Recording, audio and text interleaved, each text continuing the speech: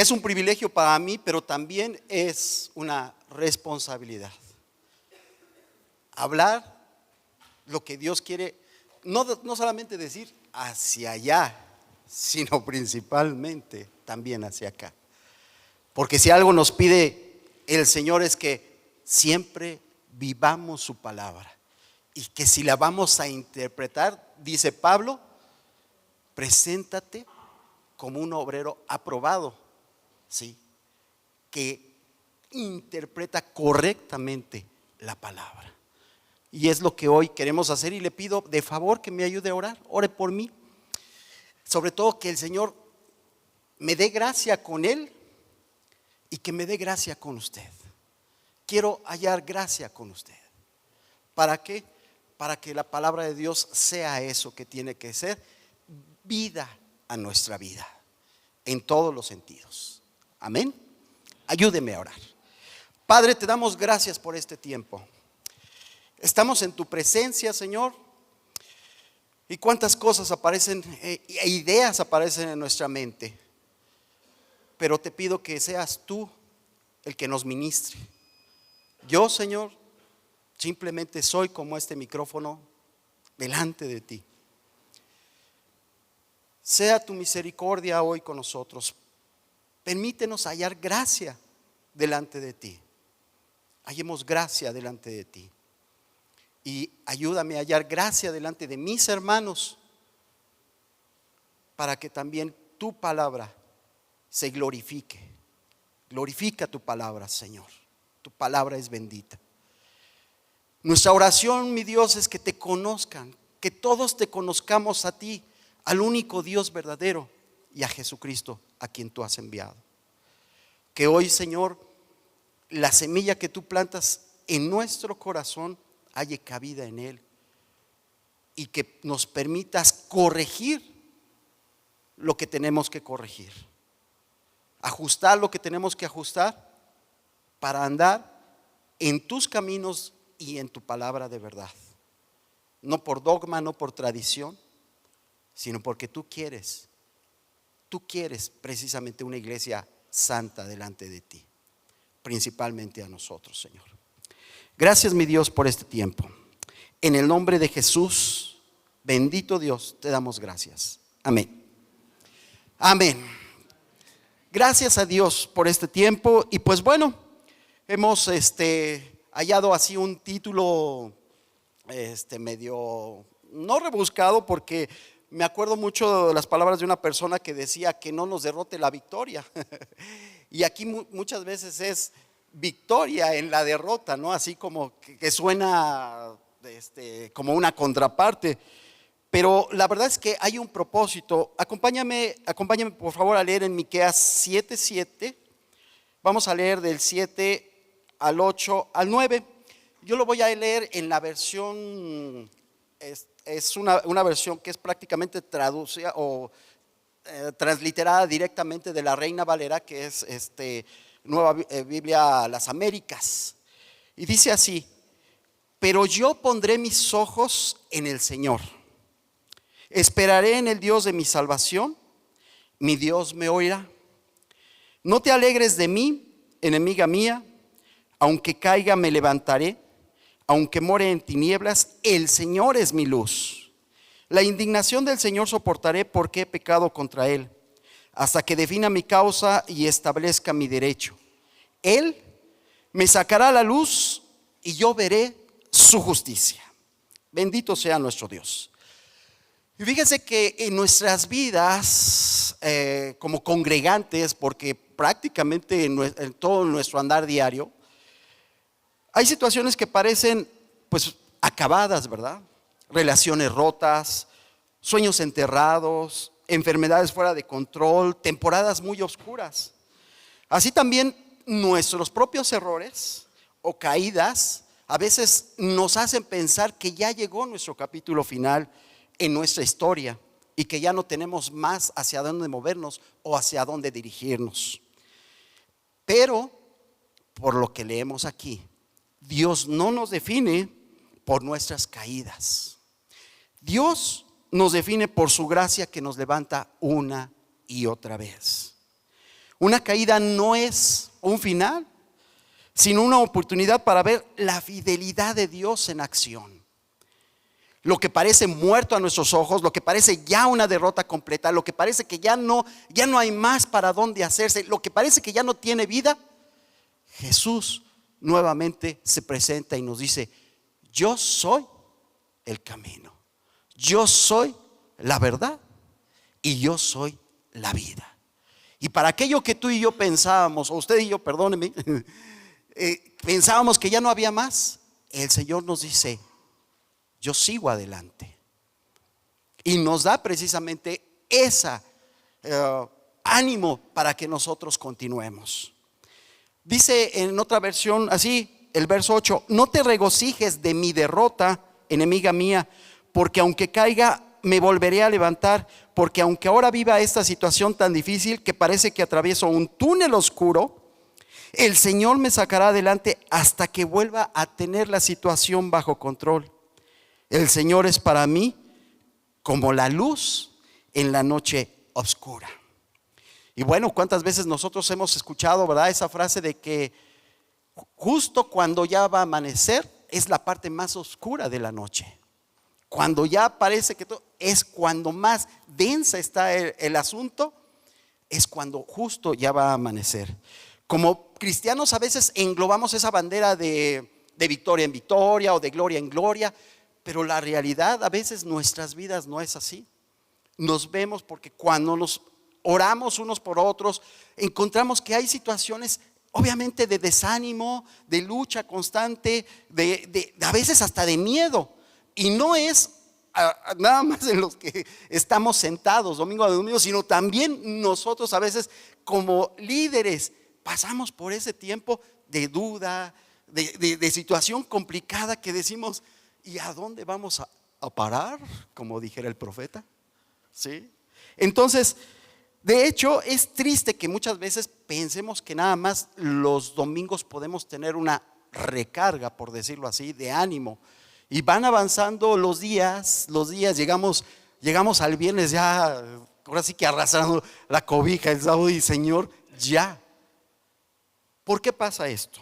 Bueno, muchas veces el proceso de la prueba, ¿sí? Y vamos a checarlo, tiene principios espirituales. Hay principios espirituales en un proceso.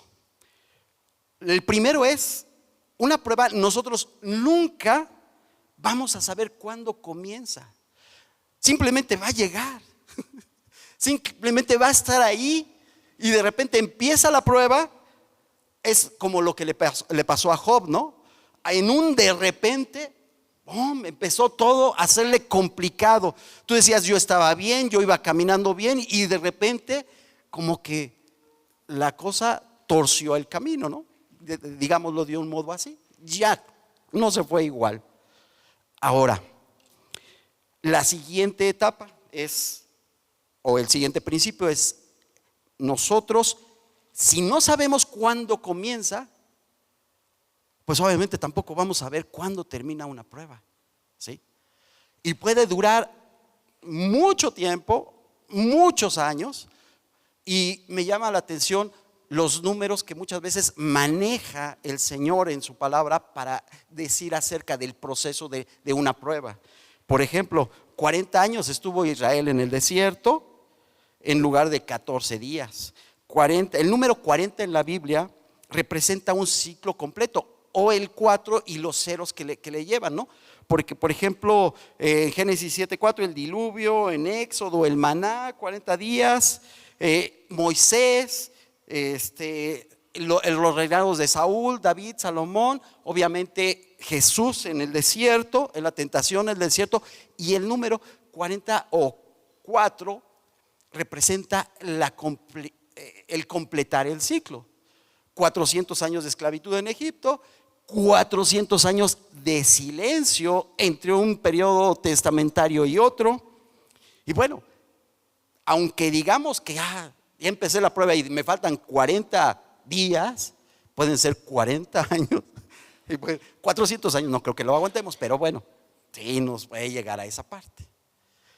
Quiere decir que muchas veces, si nosotros no hemos completado el ciclo, vamos a seguir en ese círculo de prueba hasta que lo completemos.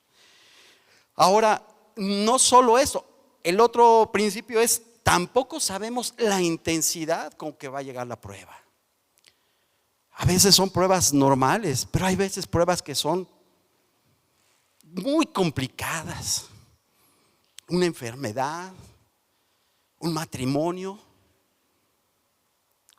una complicación que ni tú ni yo esperábamos. Decíamos estábamos bien, pero la ola se hizo más alta de lo que pensaba y de repente se llevó todo lo que tenía.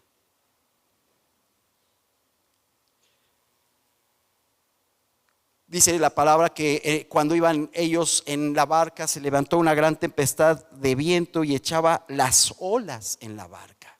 Así pasa a veces a nuestra vida. La intensidad de la prueba puede ser muy grande, pero el Señor dice que nunca vamos a ser más allá probados de lo que podamos nosotros resistir. Entonces, lo único que nos queda es, Señor, si tú me estás probando, ayúdame a pasar esta prueba. Luego también, y esto es, nosotros durante la prueba empezamos a lucubrar un montón de cosas. Decimos, es que el Señor está hablando a mi vida de esto, es que no sabemos el propósito de la prueba. ¿Cuándo lo sabemos? Cuando ya terminó. O sea, ¿cuándo sabes el resultado de un examen? Pues sí, sencillo, ¿no? Cuando ya lo terminaste y te calificaron. De otra manera, no sabes si sí o si sigues en la prueba. ¿Sí? No entendemos el lugar. Y mire, en Oseas 7, del 8 al 10, ahí nos dice que la mayoría de las ocasiones Dios nos llama a procesos de resultados en nuestro diario vivir y estamos totalmente lejos de entenderlo. Dios le dice a Oseas, ve y toma esto, ve y haz esto, algo totalmente incorrecto a los ojos de Oseas. Pero sin embargo, él obedece y cumple el propósito de la prueba. Sin embargo, cuando nosotros leíamos a Miqueas, él nos dice que hemos caído, ¿sí? ¿Qué nos lleva a nosotros a caer? ¿O qué nos hace menguar nuestra fe quizás? Dice, hay etapas donde no entendemos lo que vivimos, momentos de desilusión que no nos explicamos por qué suceden y muchas veces eso nos lleva a tirar la toalla. También tenemos momentos, donde la rutina o el desánimo llegaron a nuestra vida y han puesto su lugar que no les correspondía, quitando del suyo a la misericordia y a la verdad, el amor y la paz. Por ejemplo, una expectativa muy alta no cumplida, ¿sí? Y eso tiene que ver quizás con un trabajo, con un noviazgo, con un matrimonio o con un ministerio que no dio el resultado o no pensábamos que era lo que esperábamos. Y dicen, ¿acaso se puede generar un principio de Peter en el cristiano? ¿Hay principios de Peter en el cristiano? Este principio dice que es la teoría en donde los empleados son promovidos hasta su nivel de incompetencia, lo que significa que eventualmente ocuparán un puesto para el que no están calificados y se estancarían. ¿Cree usted que en el cristiano exista eso? ¿Y por qué entonces Jesús dice que si permanecemos en Él, verdaderamente podemos dar fruto? ¿Jesús está limitado? En la vida cristiana, la competencia o la incompetencia es simplemente generados por estar pegados a la vid verdadera. Pero ¿qué pasa? Servimos, diezmamos y el tema es que dejamos de ver a Dios para enfocarnos en lo que hacemos. Y curiosamente cambiamos el don por el talento y empezamos a decirle a Dios que ya no hace lo que nosotros creíamos que iba a hacer. Pero Él nos repite y Él nos dice, separados de mí, nada podéis hacer. Yo soy la vid verdadera. La salvación en Cristo no es solamente un proceso que conduce a una pereza magnífica. Me encantó esto de un teólogo. La salvación en Cristo está pensada para conseguir que cuando nosotros somos salvos, produzcamos una calidad de carácter de acuerdo con una fe cristiana, y en cambio tengamos un pánico a vivir una vida sin fruto. El propósito de plantar vides es producir uvas y no un follaje bonito. Eso me encantó. Ese es nuestro propósito. Pero sin embargo, durante esa situación o como somos plantados, tenemos que ser podados. Y para eso son las pruebas, y son las dificultades, y son las adversidades. Pero bueno, hay de pruebas a pruebas, y también hay pruebas hacia otra cosa, como lo que nosotros podemos confundirla como tentaciones. Pero son las pruebas, lo duro de la vida, lo que nos lleva a dar 3 pasos adelante y 5 para atrás. También existe que el definir nuestra vida cristiana por ciertos aciertos o fracasos hace que nuestra identidad en Cristo solo se reduzca a las caídas, ¿sí? Y seamos honestos, muchas veces pensamos que permitirnos uno que otro pecado o pecadito, ¿sí?, no pasa nada, minimizamos lo que hacemos. Jesús nos dice: ve la viga en tu ojo, no, al revés, ¿no? Sí, al revés. Y deja de ver esa paja en el ojo de tu hermano. Otro ejemplo es que también tratamos de ganar cada batalla o cada prueba con nuestro entendimiento o con nuestras fuerzas. El enemigo nos da reveses, y porque le cantamos lo de la canción o el himno de Frank Sinatra, ¿verdad? A mi manera, a mi manera, a mi manera. Y luego pensamos que Dios no nos escuchó o no nos respondió como nosotros pensábamos que iba a responder. Nos creemos superiores al Señor. En lugar de buscar su dirección, pretendemos muchas veces ser más sabios que Él, y nuestra medicina que nosotros nos proporcionamos pues viene a ser peor que nuestra enfermedad.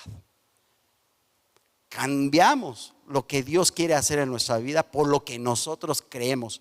Eso no significa que dejemos de tener nuestro raciocinio, no significa que dejemos de pensar, significa que Dios quiere guiarnos en todo, aún en medio de las pruebas, ¿sí?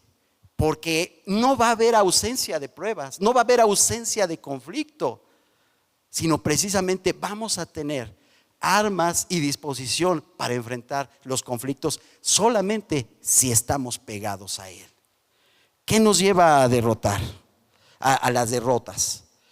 Pues tenemos cierta complacencia con algunos pecados, y eso hay que diferenciar mucho de lo que es la palabra pecado, de la palabra prueba y de la palabra tentación.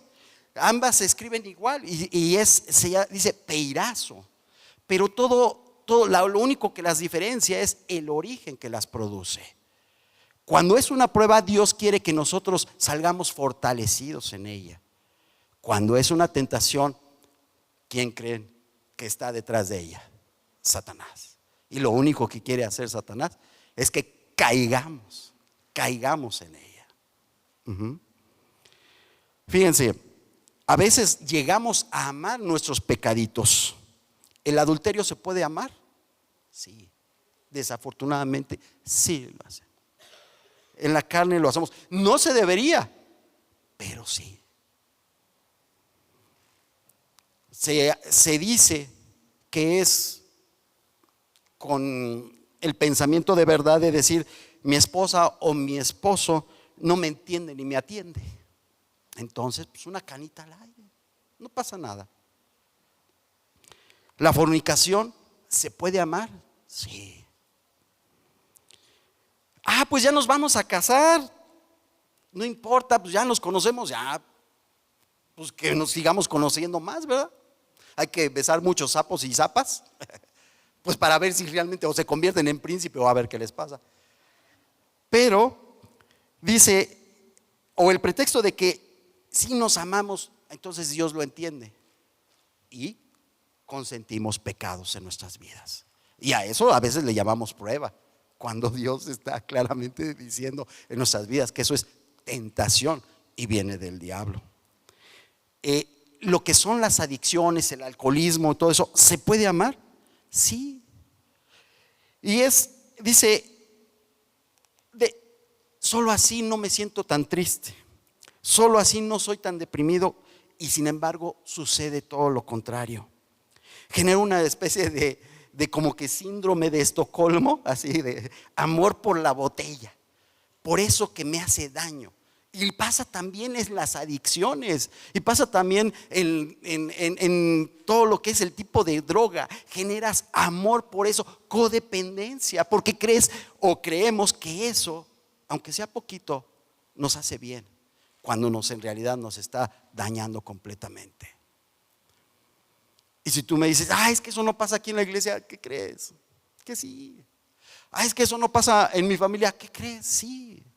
¿Amamos la pornografía? ¿Se puede amar? Sí.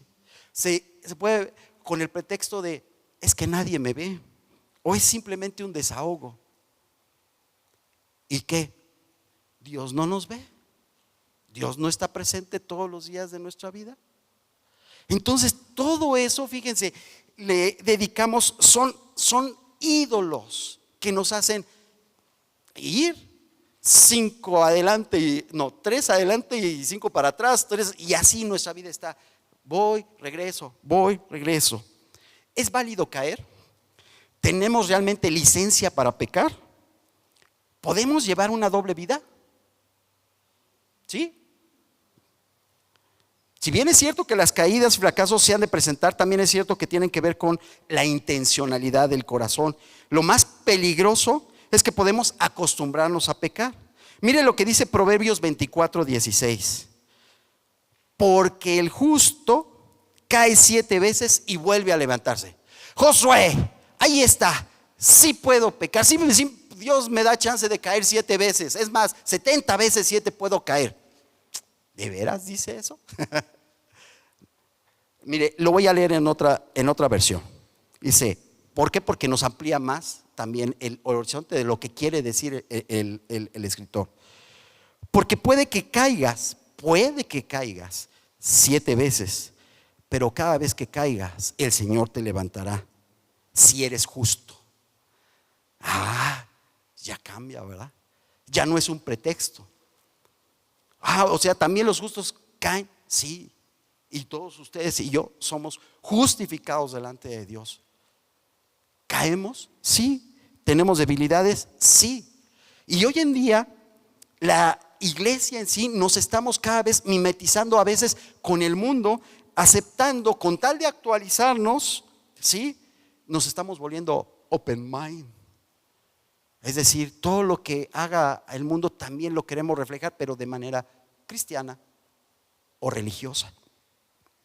Y no hablo de separarnos o crucificar lo que estamos, hablo de conformarnos al sistema del mundo, contrario a lo que el apóstol Pablo nos dice en Romanos 12: no os conforméis a este siglo, no nos conformemos, sino renovemos, ¿sí?, nuestro entendimiento, seamos transformados por el Señor. Por ejemplo, también el apóstol Pedro dice así, 1 Pedro 1:14: como hijos obedientes, no os conforméis a los deseos que antes tenías estando en vuestra ignorancia. O sea, no es de nosotros, sino también de mucho tiempo el estar peleando contra la carne o con los deseos de la carne que están en nuestra mente y muchas veces arraigados en nuestro corazón. Dios nos llama a levantarnos y no adaptarnos, aunque aún en medio de la derrota, ¿sí? Y es ahí donde Él nos quiere sacar. Dice el texto que leíamos: porque aunque ahora viva esta situación difícil que parece que atravieso un túnel oscuro, el Señor me sacará adelante hasta que vuelva a tener la situación bajo control. Dios quiere que tú y que yo, por el poder del Espíritu Santo, tengamos control sobre la prueba y sobre las tentaciones. Que podamos decirle no, que podamos superarnos, que ya no digamos tantito nada más. Pero bueno, Dios nos llama a tener victoria sobre todas estas cosas, porque para nosotros el Señor es nuestra luz y nuestra salvación. Y mire, tenemos muchos ejemplos. Dice 1 Corintios 10:11, estas cosas, todo lo que se ha escrito, todo lo que también la Biblia nos presenta de grandes hombres que pasaron por este tiempo y pasaron por problemas muy similares a los que muchas veces nosotros enfrentamos. Y dice que nos sirve como ejemplo para que nosotros veamos en sus pruebas y en sus estaciones también cómo Dios les dio la salida. Cada caso es diferente, pero la Biblia es la misma, la palabra es la misma, y en ella tenemos nosotros la seguridad eterna de saber cómo enfrentar las pruebas. En su palabra Dios nos muestra que hay muchos ejemplos. Me acuerdo mucho de una prédica de Fano que dice los engaños espirituales, y dice: hay una frecuente inestabilidad y crisis en las iglesias de hoy. No existe una firmeza en la forma de pensar de muchas personas porque no hay base doctrinal. Y si algo estamos viviendo hoy como iglesia es que muchos que nos llamamos cristianos o que se llaman cristianos tienen una inestable vida espiritual, porque creemos una cosa hoy, mañana creemos otra, se va de creencia en creencia, de doctrina en doctrina, y por supuesto eso genera de ir de iglesia en iglesia, y esto pues obviamente solo manifiesta un engaño. Hay diferencia entre la tentación, hay diferencia entre la circunstancia, y hay diferencia entre de las cuales las cosas provienen. Dice Santiago 1:13, que nadie diga que es tentado por parte del Señor, porque el Señor no tienta a nadie, ni Él se deja ser tentado del mal. Una prueba no es para ver cómo Dios acciona, sino más bien cómo mi corazón y mi mente reaccionan. Por ejemplo, la vida de Saúl. La vida de Saúl nos muestra que una posición, o sea, el estar en un lugar elevado, rey de Israel, una posición no revela transformación. Saúl nunca dejó que Dios lo tratara. Por ejemplo, también vemos la vida de Sansón, que nosotros ahí podemos ver que ser usado no significa ser aprobado, ¿sí? Curiosamente, Sansón desde que nació tenía un propósito y Dios lo usó, y él creyó, empezó a creer que era su fuerza, que la fuerza provenía de él, y empezó a salirse del propósito de Dios y no dejó que Dios tratara con él. Sin embargo, siguió. Ser usado no significa ser aprobado, y curiosamente solo hasta que le sacaron los ojos él se pudo dar cuenta de dónde provenía su verdadera fuerza. Era el Espíritu Santo quien le daba la fuerza, sí. Entonces él se arrepintió, tuvo fe. Eso nos lo dice en el libro de Hebreos, ¿sí? El reconocimiento o reconocer, miren, reconocer nuestros pecados, pónganme mucha atención con esto. Reconocer nuestros pecados, ojo, no significa arrepentimiento. Muchas veces, como Judas, puedo reconocer, pero ese reconocer es decir, admitir que estoy en una situación mal, ¿sí? Tú le dices a un ladrón: oye, está mal lo que haces, eres un ladrón, y él te dice: sí, lo reconozco, pero es tu opinión contra la mía, ¿no? Fíjense, el problema del corazón es que necesita la transformación, que solo da un arrepentimiento total, es decir, un cambio total. No le corresponde a Dios, sino a mí me corresponde esa decisión de entregarle a Dios mi vida para hacer un cambio total. Porque a Judas, él reconoció que había hecho mal, ¿y qué hizo? Fue y se ahorcó. Pero él reconoció que había hecho mal. ¿Se arrepintió? Definitivamente no. No hubo ese arrepentimiento. Mire, Oseas nos dice: conozcamos pues, esforcémonos en conocer al Señor. Su salida es tan cierta como la aurora, que Él viene y Él vendrá a nosotros como lluvia. Esto le decía el pueblo, se lo cantaba a Dios. Y sin embargo, Dios le dice a Oseas: dile al pueblo: ¿qué haré contigo, Efraín? ¿Qué haré contigo, Judá? Sus adulaciones, todo lo que me dices, pues simplemente suena a eso, porque no hay un arrepentimiento honesto y sincero. La doble vida se mantiene cuando creemos que Dios pasa por alto la maldad de nuestro corazón o el pecado de nuestro corazón, y decimos: pues no pasa nada con Dios, a Él no le importa tanto, cuando en realidad sí. Una doble vida conlleva a llevar una doble muerte. El verdadero arrepentimiento consiste en morir a mi vieja naturaleza por el poder del Espíritu Santo. No hay más, ¿sí? Otra cosa es autoengaño. El árbol debe manifestar frutos, y esos frutos dignos de una conversión total. Hacer lo correcto, pero no de perfecto corazón, resulta en un perfecto fracaso y derrota espiritual. Nuestro corazón tiene que tener la motivación legítima de por qué hacemos las cosas, por qué nos levantamos cada día, por qué adoramos a Dios, si somos en realidad honestos delante de Dios. Fíjense, el mismo profeta Oseas dice, 11:7 dice: entre tanto mi pueblo está adherido a mí, la rebelión contra mí, aunque me llaman el Altísimo, ninguno absolutamente me quiere enaltecer. Sin embargo, para esta situación, Dios nos dice: yo los sanaré. También en Oseas 14:4 dice, el Señor dice: entonces yo los sanaré de su falta de fe, mi amor no tendrá límites, porque mi enojo habrá desaparecido para siempre. Seré para Israel como un refrescante rocío del cielo. Israel florecerá como el lirio y hundirá sus raíces profundamente en tierras como los cedros del Líbano. Bajo ninguna circunstancia el Señor Jesucristo desea dejarnos en nuestros pecados. No es la idea de Dios.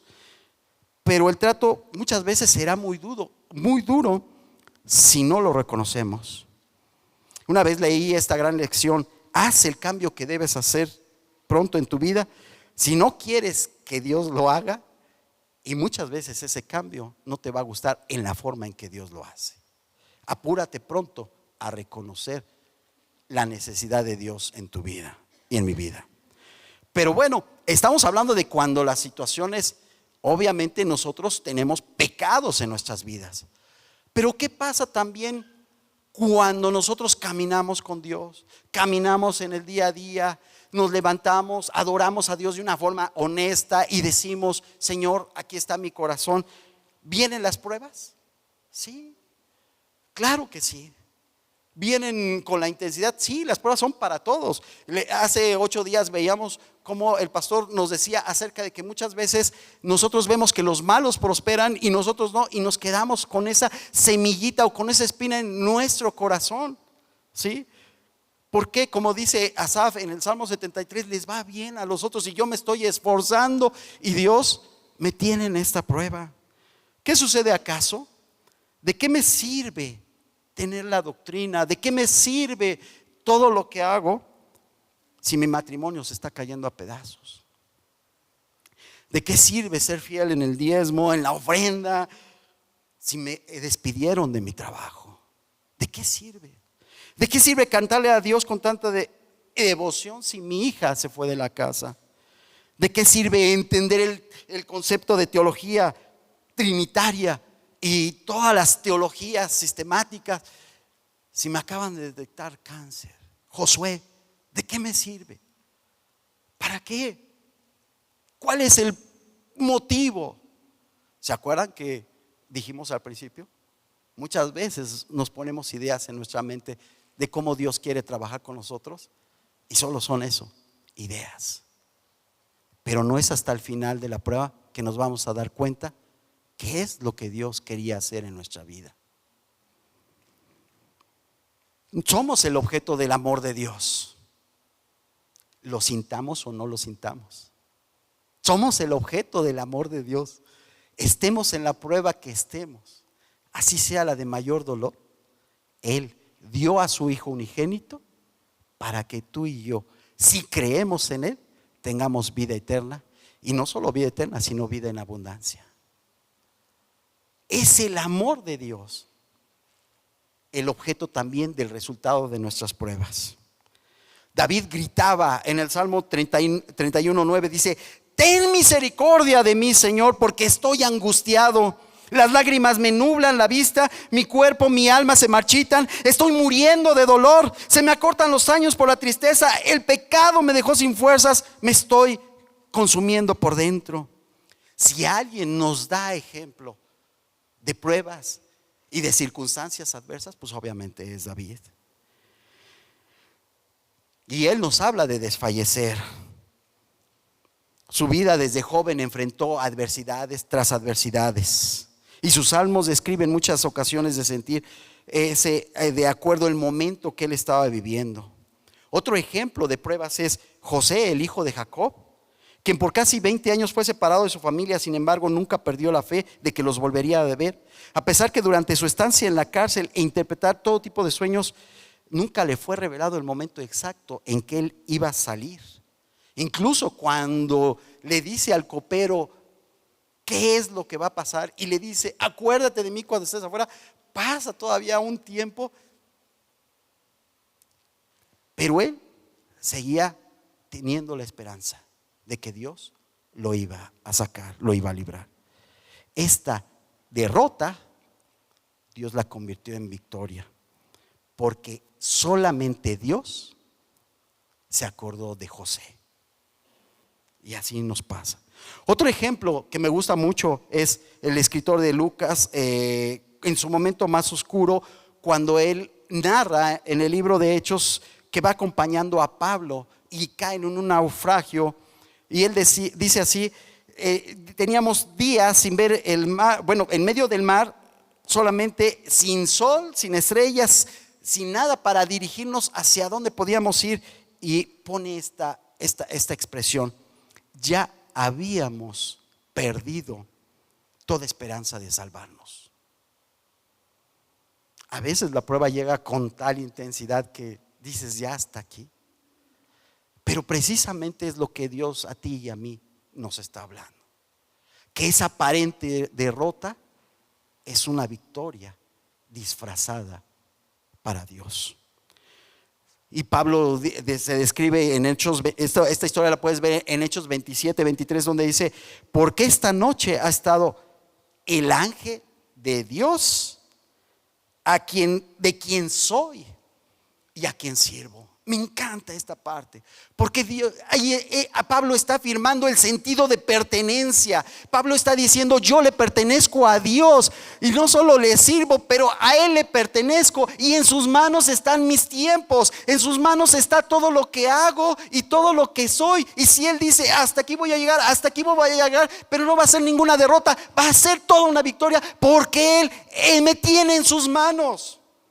Porque soy como la niña de sus ojos. Porque a pesar, como leíamos, de que caemos y desfallecemos, Dios está al tanto de nosotros. Dios no nos deja. Dios ve tu matrimonio, Dios ve ese cáncer, Dios está al tanto. Me preguntaba el otro día, platicaba yo con mi hija, perdón, ya me spoileé, con una señorita, con la prima de un amigo. Platicaba con ella y ella me decía: a ver, ¿de qué me sirve ver qué es la teología sistemática, la teología bíblica, la teología propia, la teología histórica, la teología cuántica? Porque ya están sacando más cosas, pero bueno. Dice: ¿qué pasa? ¿Cómo lo aplico a mi vida? ¿De qué forma puedo yo en el día a día andar con todo ese conocimiento? Y empezamos a platicar y hablar acerca de... Yo dije: híjole, a veces son temas muy profundos y a veces hasta complicados de entender de ciertas posiciones.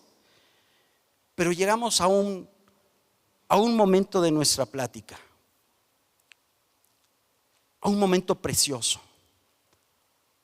cuando analizábamos el libro más sencillo de la Biblia, pero también el más teológico de toda la Biblia, el Evangelio de Juan. Y este precioso libro, donde Juan describe que en el principio era el verbo era Dios y el verbo era con Dios, muestra la Trinidad de Dios. Pero en el versículo 14, cuando dice: y el verbo se hizo carne y habitó entre nosotros y vimos su gloria. Lo hermoso de este asunto, y que lo hemos leído muchas veces y que nos lo sabemos hasta quizás de memoria, es que la acción de Jesús de despojarse de su gloria, no de su divinidad, de su gloria, y venir y hacerse uno con nosotros. La palabra hizo su tienda es una palabra así medio rara, que quiere decir tabernaculizó. Es decir, puso el tabernáculo. Lo que Juan en ese momento quería es decirles a los que estaban ahí leyendo, y que tú también y yo leyéramos en este tiempo, es la imagen del tabernáculo en medio del desierto. Pero lo que me encanta a mí de esa parte es que dice: y vimos su gloria.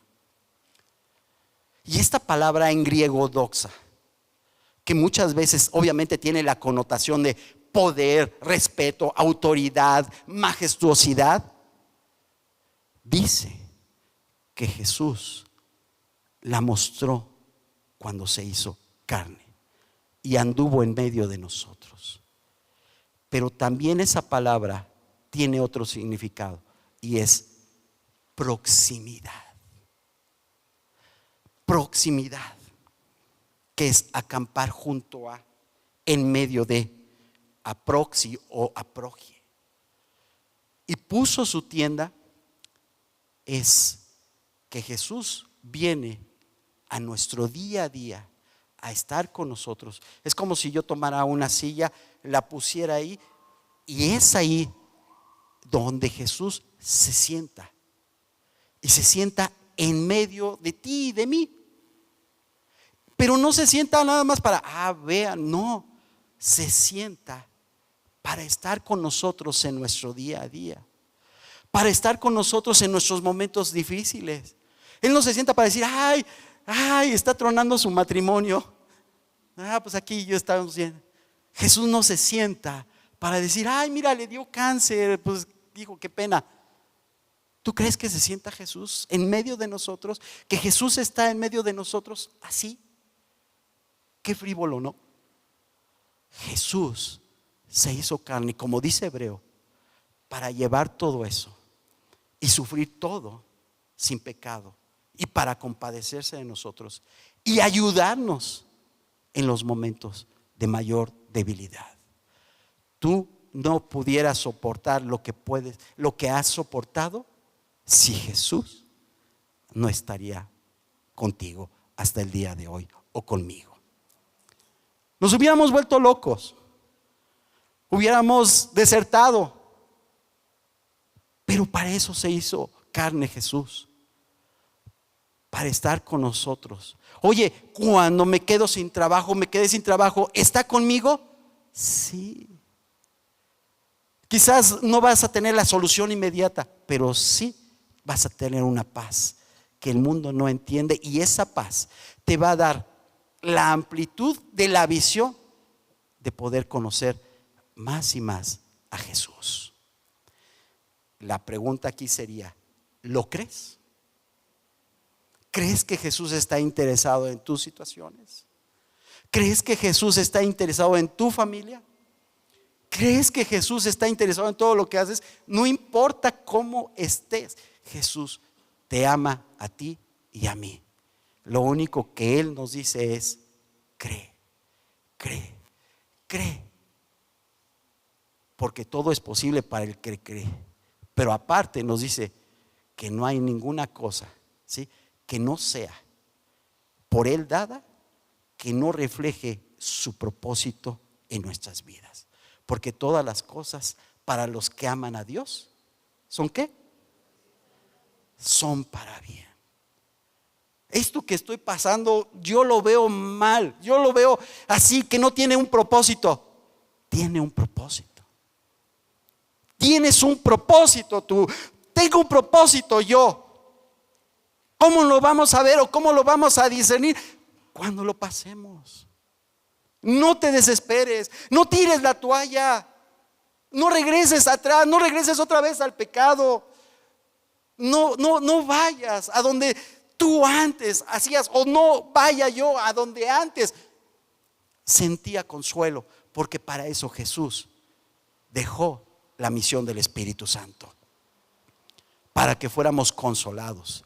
Y una vez que ya pasamos esa situación, ojo, podamos consolar a los que van a pasar por esa prueba. ¿Quieres darle gracias a Dios? ¿Quieres poner en las manos del Señor la decisión de tu corazón de decirle: Señor, sí está duro este momento, como le leíamos al principio, sí está dura esta situación, pero yo sé que Jehová es mi luz y mi salvación? ¿Lo crees? Amén. Vamos a orar.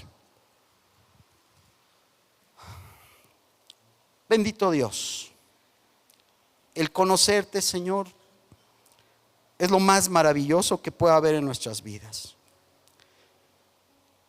Como dice Pedro, Señor, en tu palabra, ¿a quién iremos si solo tú tienes palabras de vida eterna? ¿A dónde nos podemos refugiar si solamente tú tienes palabras de vida eterna? No puede ser la pornografía, no puede ser el adulterio, no puede ser el alcohol, porque eso es temporal. Y todo eso, Señor, precisamente nos hace actuar una y otra vez. Pero nosotros queremos decirte que nos arrepentimos de nuestros malos caminos, honesta y sinceramente. Ayúdanos a pasar esta prueba, que para nosotros, Señor, es el mundo que se nos viene encima, pero para ti, tú lo sabes todo. Ayúdanos a decirte como Pedro, cuando tú le preguntabas: Pedro, ¿me amas? En esa ternura, en esa intimidad, en esa hora tan difícil y triste de nuestra vida, tú estás con nosotros y nos preguntas si te amamos. Ayúdanos a amarte con valentía, con fe, con amor, y a tomar decisiones por ti.